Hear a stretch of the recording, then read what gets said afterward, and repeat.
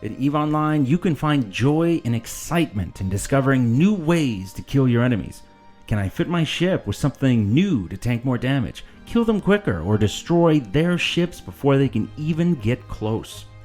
You can light the fires of industry by pulverizing asteroids into precious metals, building each and every finite specialty component to create the most high-tech gadgets in the universe, or by constructing massive battleships that will be sent off to war. But what about exploration? As someone quite famous once said, "Can I boldly go where no man has gone before?" I'm Buckland Fondue, and I'm chronicling my opening journey through the world of EVE Online. I've recently completed the Air Career Program's PvE combat portion, and then dipped my toe into the ocean of industry that this game provides. I have now begun my journey into exploration, or more commonly known as scanning. To be perfectly honest, it was a little slow going at first, because you have to scan down a lot of sites for this Air Career quest, and within high security space, you're competing with so many people. I would get so excited every time thinking I found something cool, only to find out, oh great, another wormhole. Part of the objectives was to go into low-sec, null-sec, and even wormhole space. Since I was starting to get so frustrated with never finding anything, ever, in high-sec, I thought, screw it. If I lose another ship, I lose another ship. I'm out of here. High-sec is just too crowded. I thought I only hated crowds in Costco. Turns out it's in EVE as well. So I was setting off into the danger zone. Instead of going in at random and trying to at least give myself the best chance of survival, I remembered that there was something with the map I could check to see if people were there. This took me longer than I'd like to admit to find, but I actually did. Not only that, I found that you could also see if people have been killed in that system recently. So what I did was set the map to show security level, pick a route into low security space, and then I would check to see how many people were on that route, or if there had been kills recently. If there were, I would try a different route until I found something that looked quiet.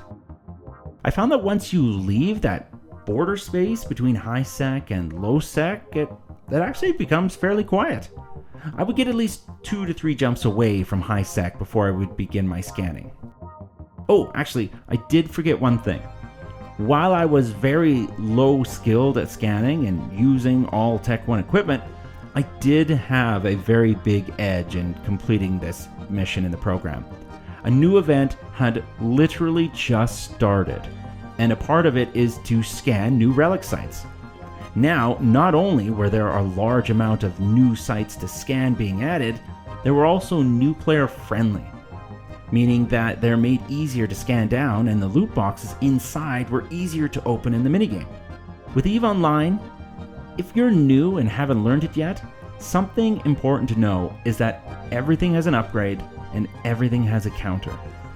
Meaning that if you have a ship that doesn't shoot far enough, there is something you can fit on your ship to shoot further. If you want to hit harder, hit things more accurately, or be able to take more damage, there is something you can fit on whatever ship you're flying to help with what you're lacking. But my God, the game does not help new people know what they are. You seriously have to click through every damn thing to find what you're looking for. So as a heads up, just because you can't find the thing you want, doesn't mean it doesn't exist. It just means it's labeled under some wacky name. Okay, now that rant is over, all I was planning to say is that I equipped something to make me better at scanning, and I only fit a relic scanner on my ship. I was just going to skip the data ones and focus on the new event relic sites. Now that I was in low-sec scanning for things, they were everywhere. I was finding them relatively quickly. And if you're just looking for relic sites, you will know even before it's identified.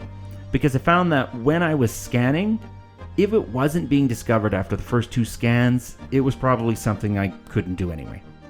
I scanned them down regardless because it was part of my quest to scan down so many sites and so many wormholes and things like that. To avoid getting myself into any trouble while I was scanning, I kept a close eye on local chat, as this would show me if there was anyone else in the system. If someone did pop in, I would wait to my save spot until they left. And if they didn't, then I would leave, go somewhere else. For a safe spot, I would just create my own by using the bookmark system. That way, if someone wanted to find me, they would have to use combat scanner probes because I wouldn't be anywhere they could warp to. If I was using my D-scanner, the probes would pop up, then I would know they were looking for me and just leave. To create this save spot, I would warp to a random planet upon entering the system. While in warp at some random point, I would just hold down Control, push B. That would tell the game that I want to create a save spot where I currently am to warp to while in this system, and since I've saved a spot mid-warp, it would be impossible to get to me without scanning me down, because I'm literally in the middle of nowhere. It's from this save spot that I would do my scanning. As for what happened when I actually got into these sites, I had to do a little mini game which you may be familiar with from the Career Agents. It's got a similar feel to Minesweeper if you're old enough to remember playing that game on the family computer. While most of the loot boxes were easy enough to do with my low skill and low tech ship and equipment, there was one in every event site that was much harder called the Tower Vault Wreck. I failed this one a couple times trying it. The boxes would explode if I failed it twice. I never damaged my ship or did anything, but I would lose the loot from it. For the loot itself, it was hard to tell what it was actually worth because while normally you can see in your cargo what the value is of what you're carrying, the new event stuff didn't show a value. As soon as I had my hold filled with an hour or so worth of scanning, I headed back to my nearest trade hub to see what I actually had. And it was worth a good chunk of money. So far, for time spent to money made, this has been the most lucrative. And it's been very active, from plotting a course, traversing dangerous space, scanning down sites, and the minigame. I felt busy.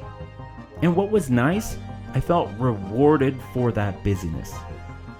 Scanning feels like an important skill to have in this game. Even if you're not using it directly for these loot sites, it can be used to find wormholes, combat sites, and even new mining sites. It seems like even if you're focusing on combat or mining, this should be something you have a knowledge of. I have just one more path to head down in the Air Career program, and that's PvP. But before I get to that, there's still two things that I really wanted to touch on, but I haven't yet. Abyssal Dead Space and Epic Missions. I know zero about Abyssal Dead Space. This came in long after I had gone. So I'm going to do the Epic Missions first for the Sisters of Eve. Well, that's it for me. See you out there.